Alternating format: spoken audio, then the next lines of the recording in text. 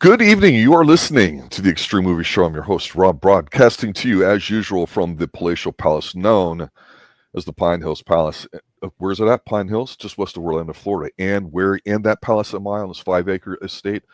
I'm in the Extreme Studio, going to talk about the young 20-something Central Floridian himself, Professor Pixel, about our continuing review of Season 1, Forever Night. This would be episode 15, by the way we count things. Okay, and that's definitely the English system, not the British system, ladies and gentlemen, because it matters when you document things, because we're talking about something Canadian which applies metric, and that would be a very fun episode, sir. And I feel silly because we've talked about on 15 episodes now, going on our 15th one here for Forever Night, the vampire TV show of a detective who's progressive, soft. It was a late night TV show on CBS, late night cable in the early 90s.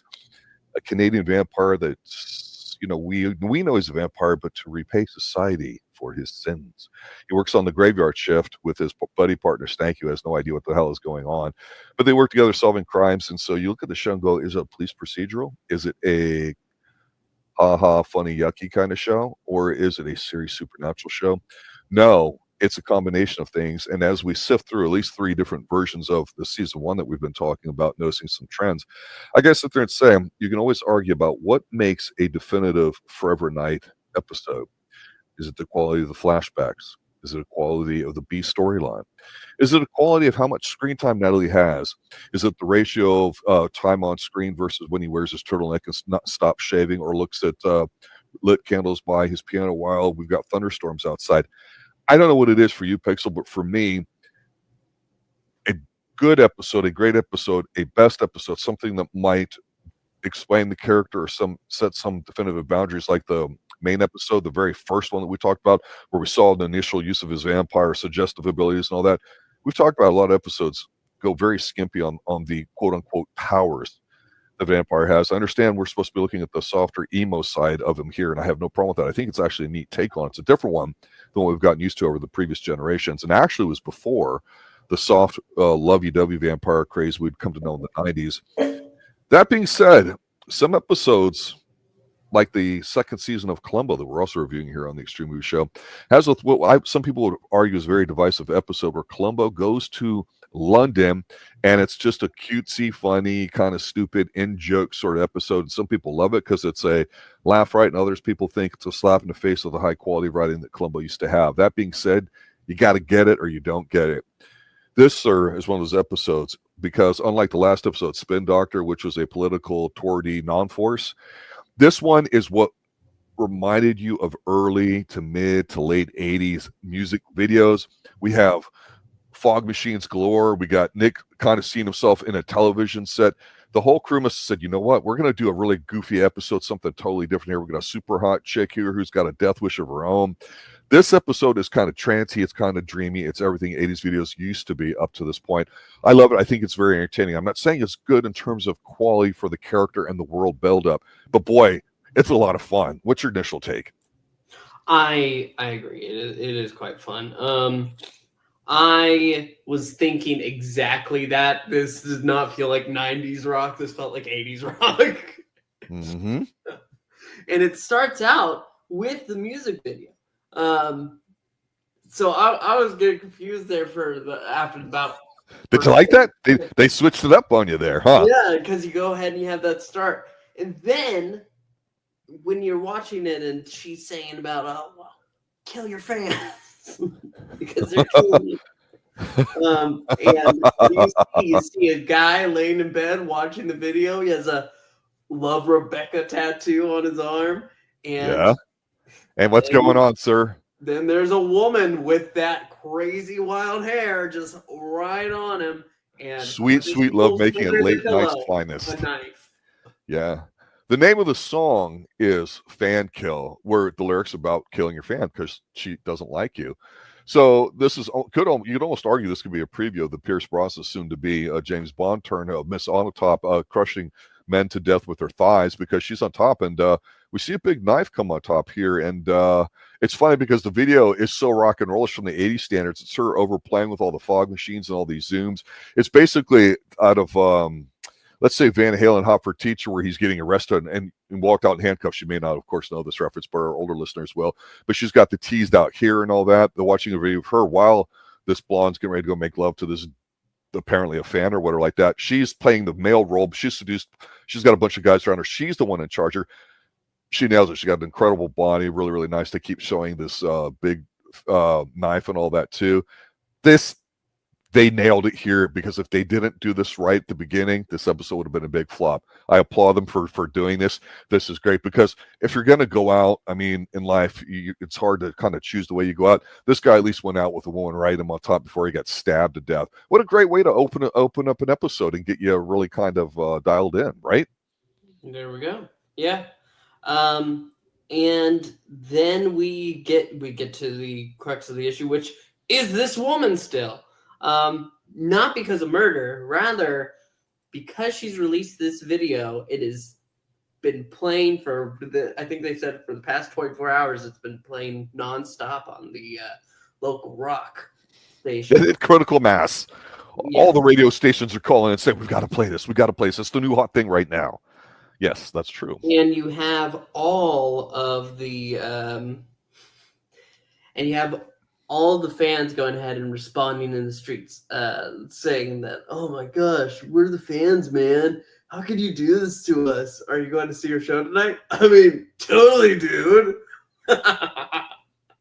Yeah, I don't know if they spoke like that in Canada, because that was the surfer West Coast kind of beach vibe thing that you would get down here, and that actually phased out by about the mid-80s. He's a snowboarder, Rob. You got to realize they're basically cousins. I guess. Yeah, it was just, I hadn't heard that in a long time. I love that they started with that old woman going, what a horrible display. It's dangerous. Don't call it good fun. There are so many shows that you start seeing now in movies, like say on Netflix or where a lot of people want to reimage the 80s, and they touch upon the Satanic Panic allegedly that would go on. And there was a thing with the PMRC, the Parents Music Resource Council, of the Tipper Gore, the wife of Al Gore at the time was the head of, where she blamed the group Styx of all things. You know, they kind of had a very divisive album in the early 80s with a song called Mr. Bottom that pretty much was the end of everything at that point. It was just icing on the cake as far as them as a band. But before that, they had a song on an album called Heavy Metal Poisoning, where they have some Latin stuff kind of said backwards on it. And so people thought, oh, that's like devil worship, and you do this and blah, blah, blah. And it's a bunch of crap. And so you would have stuff like this in TV where, like, we're going to have to put warning labels now on CDs. And it was like, as a teenager growing up, you went and made your money. You know, you'd go out to go buy an album, a cassette. CDs were starting to be new at the time. You don't want some warning stickers on it or some things you couldn't go buy, and they had to have it. It was absolutely ridiculous. I mean, everybody knew when you went to the video store that the curtain in the back, that's the adult section where the pornos are, and you couldn't go back there unless you were 18 and had proof of it. So it was just kind of annoying that these happened. And that obviously is the Canadians' version of acknowledging how that happened. I'll give them props for that. That was fairly realistic. Alternating between that and the Surfer Dude Pro. That was funny. I also want to go ahead and say that as soon as we cut to the next morning, and we see the studio and her manager's freaking out, where is she? Why isn't she here? And they showed her backup singer in that hair. I knew that. I figured it out. So yeah, there's some wonderful Humphrey Bogart movies, and we recently reviewed one on the Extreme Movie Show on a recent release where we talked about how Bogart is playing a character, he's playing the detective, and he's having a conversation with this big burly guy. The guy's giving him, you know, drinks and cigars, and they're talking about stuff, and it's basically kind of interesting, but they never really focus on the glass. And that's, you know, when you see Humphrey Bogart, he slipped him the Mickey, right? So you're like, oh, Humphrey, you should have, you know, paid attention to that. Here, the way they film it, it is so obvious with the backup one. You're 100% right that's the case. I mean, and it's so blatant that if you don't catch this early on, you haven't watched a lot of television, or a lot of television maybe doesn't do this these days, right? But there's ways to force people to look at stuff, and being a visual medium, you've got to know that, because big hair was a thing, teased hair, hot iron crimps and all that stuff with your hair, really rather big deal. Where I got to ask you though, I knew it was going to be a different episode. It was not the way it opened, but it was the next scene, because this, in a lighthearted way, I think should be not necessarily every episode, but this is what a Forever Night episode is. It's us seeing, of course, because it's graveyard shift, we're at a diner, because that's the best place to go before or after a show. And to kind of give some semblance of what's going on here, we see waitress walking over, a plate full of food, and she passes by a couple different tables. And I'm going, okay, why are they showing her put the food down in front of the calorically induced fans? Why are they showing a lady with a cute little poodle eating something? Why are they showing the one girl by herself having something? I said, this has got to be an in joke. Like that, I said, why is that significant? But what they're doing is they're putting a plate of fries down in front of Nick because him and Natalie are sitting down there talking, and this is a big step in their relationship. He is going to eat, covered in ketchup, for the first time in his 800-plus year lifespan, a French fry. To me, this is significant, sir. I don't know how you feel. Yeah, well, it's a little bit because he's so excited to eat this French fry. The acting is in the slight shaking of the hand with the ketchup on it, right? But as soon as he goes ahead and does the ketchup, you see what's happening. You see that panic, and it's like, oh, well, he probably should have just tried dipping them in ranch. But the thing is when they go to pour the coffee, black. You see this thing. I'm going. We're delving into a Twin Peaks territory here because you see people that look. The people that I just mentioned past. Why are they significant? They're all like injured or have like whatever on them is like blood. And who's pouring a cup of coffee, sir? Did you catch that? Yes. The waitress fades Jeanette from his image, and it's Jeanette. Yeah. And do we want to call him LaCroix, like the water, or do we want to call him LaCroix? LaCroix. I apologize. I'm more used to LaCroix, like enjoy. That's what they say.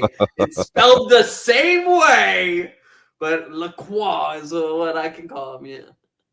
Look, I'm making a little bit of lighthearted fun of this episode because it's really entertaining. We've obviously the main lady. She's not the killer. Let's just be honest, right? We've already kind of spoiled that. But they show her waking up. Obviously, she's hungover and this and that. She's got basically death wish is kind of hard, but she obviously doesn't want to be doing what she's doing. She's checked out of it mentally, emotionally, even though she's absolutely stunning, gorgeous, nice body, very rock and roll kind of body.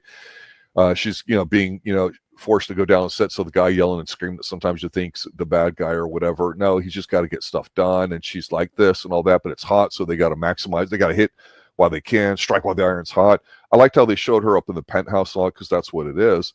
But if they wanted to in this episode, where I thought this episode could have gone a different direction, not necessarily better, but just different, is the one thing about Forever Night that has been good is in several episodes, we get some examinations of particular type themes and things that were going on at the time. And here we get basically kind of the backstory that I would sit here and say is the whole thing that Nick's imagining some of the stuff and waking up, and he sees himself basically like in her music video. So it's not necessarily going back to something that happened with LaCroix, him and Jeanette way back in the day. It's more of kind of him, that role being fulfilled in this woman's dark mind. Because obviously this dude's been whacked. Has he been screwed to death? No, not really. But instead of going down that dark path, which they do address at the end of the episode, they kind of don't really play this angle as kind of like a heavy philosophical thing on. They kind of play it more for yucks because basically he has to dress like the Invisible Man to get driven in to work during the day.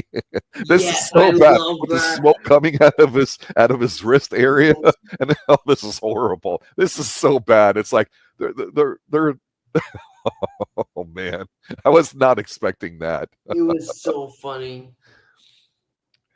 I have to say, musically though, the backup singers being female, the smoke fog machines, all that, her taking out the Uzi and shooting people up, and then like, is it real or not? And them having to work security backstage. It's so simple, isn't it? Yeah. I gotta. I wasn't a big fan of the fan kill song. Oh, it's tremendous. Yeah, I'm not like. At the first few moments, it's like, okay, but it instantly loses it. When she starts going into some of her other music, I actually enjoyed that more, much like Nick. And I loved that part of this. Nick when they go to pretty much collect her after the show, and she's right on her last song, and you have Schanke behind him saying, "Oh man, she's got it made. What the Exactly. hell? We Right. have to work 40 hours a week. What do you think it's like up there?" And he looks and he says, Lonely. "Lonely." Over little soft voice, yeah. It's great. That's It's what he does. fantastic. And he's having these dream sequences. It is honestly refreshing. I like many of the flashbacks, but to have something so different in this episode, it's thrilling, you know? One thing that did happen in the 80s, I think they nailed it here too. You're mentioning the dream sequences on the video and all that. One of the things that really stuck out to me living through the 80s as a teenager was that here in America, there was this idea that when Ronald Reagan came in 1980, that that was one of the last super active decades of middle class wealth building and spending of money. So, you always hear about the movie Wall Street from the late 80s, greed is good, this and that, and all sorts of stuff. And a lot of people are like, no, the country is really falling apart and this and that. There was no trust in the government and all that. And so no matter which side of the political spectrum you're on, I would argue that there was a sense of optimism that middle class people had in the 80s because they could go out and get another job and make some money and spend it and do stuff. And malls were becoming a really hot place for quite some time there, for a generation. That what you would see in terms of product placement and everything happening was pretty interesting too, because you had some great football, you had some great basketball.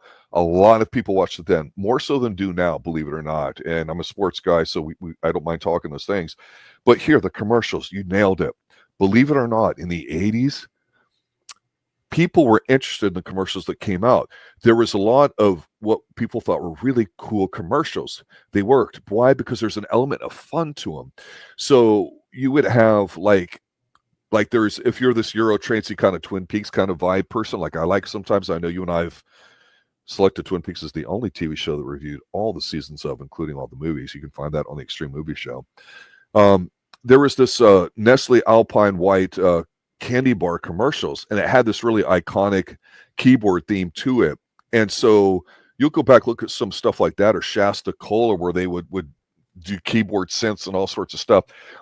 Commercials were fun. You would have these romantic ones about people walking on a beach and stuff. And so the fun part about Nick here, he's got that angst look on his face, right? And we haven't seen that in the past few episodes. So here he's having these flashbacks of like, what if I were human? What if instead of being lonely, I understood somebody else was lonely too, like perhaps her? Maybe we're connecting somehow on a deeper wavelength. I don't know. But he's just the way he looks, he's doing such a good job acting it. Because I will tell you another thing that I think really was noticeable in this episode. If, like me, you're a huge fan of Don Johnson and, of course, the TV show that Michael Mann made, creatively popular, wildly successful, and a new way of doing television, that would be Miami Vice. You get a lot of that here, a lot of fog machines, a lot of side angle shots with the lighting in the backdrop. He's wearing the Don Johnson ensemble, a t-shirt and a sport coat. Normally Nick wears, I like to call it the turtleneck watch, because that's where we kind of find out, hey, let's look on our watch here right now what time it is. Okay, he pulled out his turtleneck ensemble, or his ruffled feathered pirate kind of frilly shirt. No. Total 80s dress in here. I am telling you, Pixel, I would bet you $1 American or Canadian dollar that's exactly what the writers were going for intentionally in here, because the way the girls with the big hair and all that stuff there too, acting like a sleaze in front of them, acting like in rock and roll, the joke's on her. She wants out of it, and Nick, because he just understands her, understands all this from the beginning too, that allows him this insight into how to approach the case from the very beginning that everybody else in the episode can't get. I know it sounds like a lot, but I think they just had a lot of fun writing this episode because it was different, but it was also fun. Yeah, no, I get that too. Even with being able to go ahead and call the killer right from the get-go, it was an enjoyable ride all the way through. Mm-hmm. Did you expect Wendy to do that at the end? I feel like I'm missing something here, and I don't know if I'm missing a callback to like an old actress. There was one that I forget her name, but she drove off in a car, but she got her like handkerchief or scarf caught in the wheel and died. And there's something. What do you call it? You call it an old soul sometimes with people. You say, "Oh, that kid's got an old soul. They just don't know it yet." When all the stuff I mentioned about Nick, we start seeing when she gets arrested, and she doesn't really seem to care. And it's like, that's a nice tune you're playing.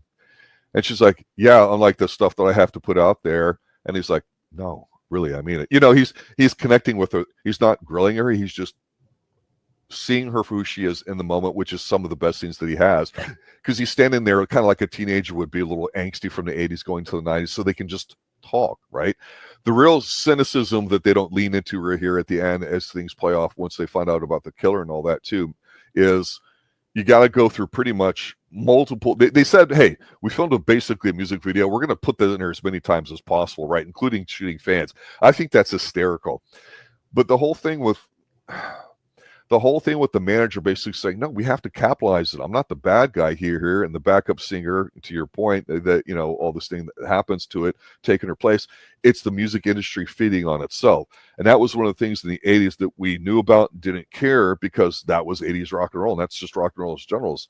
Hey, I don't care if you're a band that played the Sunset Strip and then you got, you know, a small little album that went really big and then you became a band. That was the story for a lot of people too, including the sex, drugs, rock and roll. The companies were going to milk you for everything they can. If you self-destructed, once your time was up, done. It didn't matter if you had a lot of talent like the band Winger, or if your band with some people would consider to be very menial talent, like a lot of 80s one-hit wonders, or like a band like Motley Crue, right?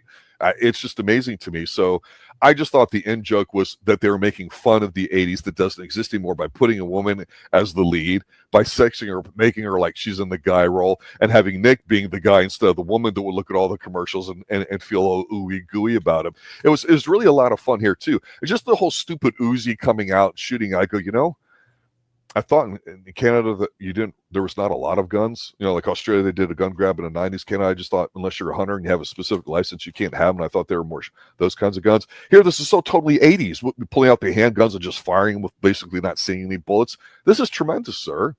Yep. And the thing is, it's not even connected to the killer. It's just a pissed off fan. And Wendy, because she went into the back and was looking at Rebecca, our main star here, I was like, I want that. And so she knocks her out, ties her up, stuffs her into a cabinet, basically. And like nobody even opened it. Are you kidding me? Nobody opened it. She was stuck there. And she goes out on stage pretending to be her. And then what happens? She gets shot down. It's like, oh well. What? Go ahead. It's. I honestly don't get why she went. I mean, she's nuts. Obviously, I guess she thought she had to kill one of her fans to really feel like her. I don't know. Well, some people like to make a joke like you have to sell your soul for the devil. That's the whole Crossroads Blues thing, the American version of blues, you know, coming across the Mississippi Delta, going up from Chicago down to Texas and Memphis, all the different styles, whether it's the flat fifth and seventh, or if you're just doing a different rhythm kind of thing because you got that from Europe, from Africa. Blues is interesting in America and all that too. And so rock and roll kind of maybe bastardized it, some people think, from the 50s, where white recorders would then take a black musician's songs and re-record them with stuff. I'm looking at you, Elvis Presley. That's just the way it was. So I think that was interesting because you basically had a lot of bands that could be managed and put together, but they weren't professionals in the sense of, you got a show to produce, you got to go out and produce every single night. This is how you make your money. You got to have the chops. There's this idea of that, oh, we'll just get together and form a band, man, and we'll just go out there and we'll party, we'll drink, and it doesn't matter if you have a guitar, you'll just get laid, bro. You know, like the dude talking earlier on. That's why it's so funny, because this girl clearly can't handle it. And you know what? You can have all the talent in the world, but if you can't handle yourself professionally, that's why so many bands break up and all that, because all the infighting and the money and all this kind of stuff going on. So they choose to kind of just lampoon that a little bit here in the show, except for her angle. She really wants out. And so basically at the end, the interesting thing about to me is, like, you know, they're all in a room basically saying, well, she's got a contract and this and that. It's like, no, the song's already tanking. We all know what's going to happen with this other metric. You guys know what I mean. They're all looking at each other. So basically, it's like we're going to keep feeding the music industry machine, the beast, if you will, by saying, it doesn't really matter. We can just replace her. We can have her forever. That's the in-joke, making fun of the music industry, which by this time, if it hadn't already started, it was already radically changing in the early 90s too. But it makes me want to ask you, though, the role of the music video had changed after about 10, 15 years at this point here. What do you think about Nick Knight's music video prowess? sir. Yeah. Oh my God, that Woodstock not flashback, a dream sequence. Yeah. With Lacroix. It's time for the show, Nick. Come on. I will say there's also that prison sequence that we should address after he's able to pretty much clear her name. And he's stuck behind the bars. They're all gone. And Lacroix comes up and is like, oh, well, you want freedom? Is that what you want? And he has him almost in his power, and Nick is just almost begging for it. And he's like, there is no freedom. He gets the last laugh as he fades. Did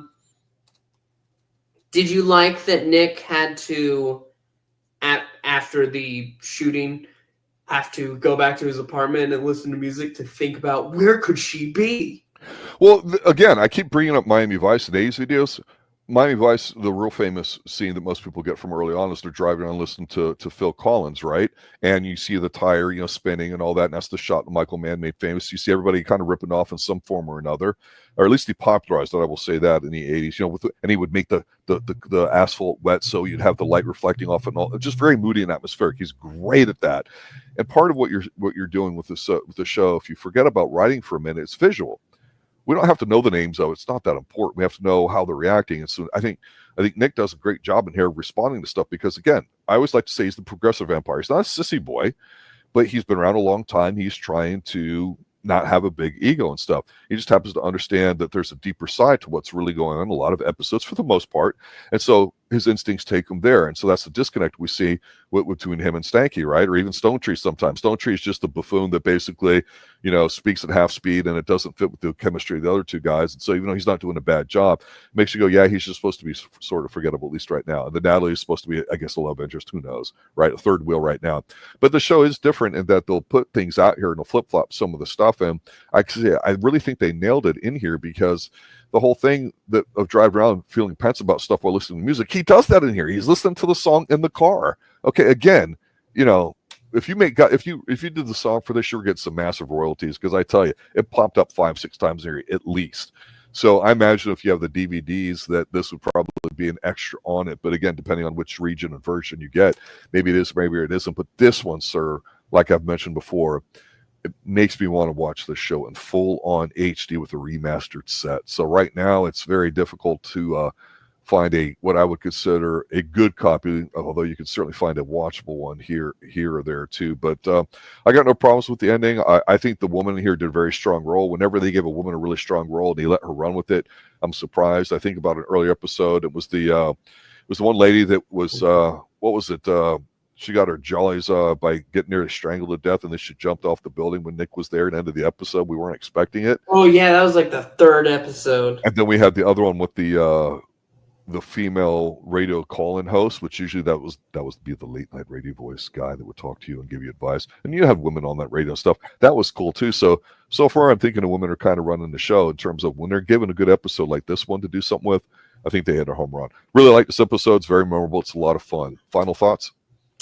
Rock and roll, baby. Rock and roll. Yeah.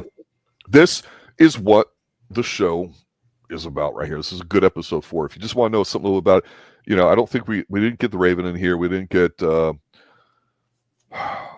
of the weird kind of stuff that we might have had. We got a little vampire stuff in here, not a lot, but that's not why we watch the show, so it's not pertinent at this point here too. But if we have Lacroix, or if we have Natalie, or if we have whoever in here, this is what it's about. It's about him emoting. It's about him vibing. It's about him being pensive in his swinging singles bachelor pad in there, his man cave, if you will, too. So, yeah, this is pretty good. It was a good song. I liked it. I thought it was decent enough. It's very memorable. It hit a lot of spots. A refreshingly good episode as of right now as we're winding our way through season 1. So, ladies and gentlemen, I'd like to thank all of you all for listening, sharing us out with everybody else's. The channel's starting to grow. We do this as a hobby. It's a lot of fun. We do take it seriously. We don't want to be bashing anything. We want to talk about stuff we want. We both took a chance here on Forever Night. So, if you guys have any particular season 1s you'd like us to consider as we finish this up and go into something else, on the short list we have Millennium, we have X-Files, we have a few others, a new, old. We'll give it a shot. So check out Haven, Twin Peaks. We've done all the episodes. That's one of our favorite shows. We'll do TJ Hooker. We've done older things too. Mission Impossible comes to mind. We're doing Columbo right now. Actually, just finished up season 2 of that.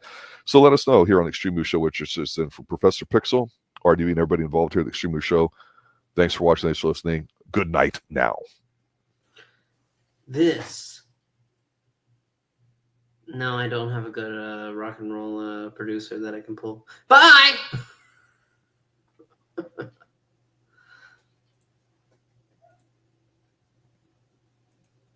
Why is it not ending? Because the music video is playing.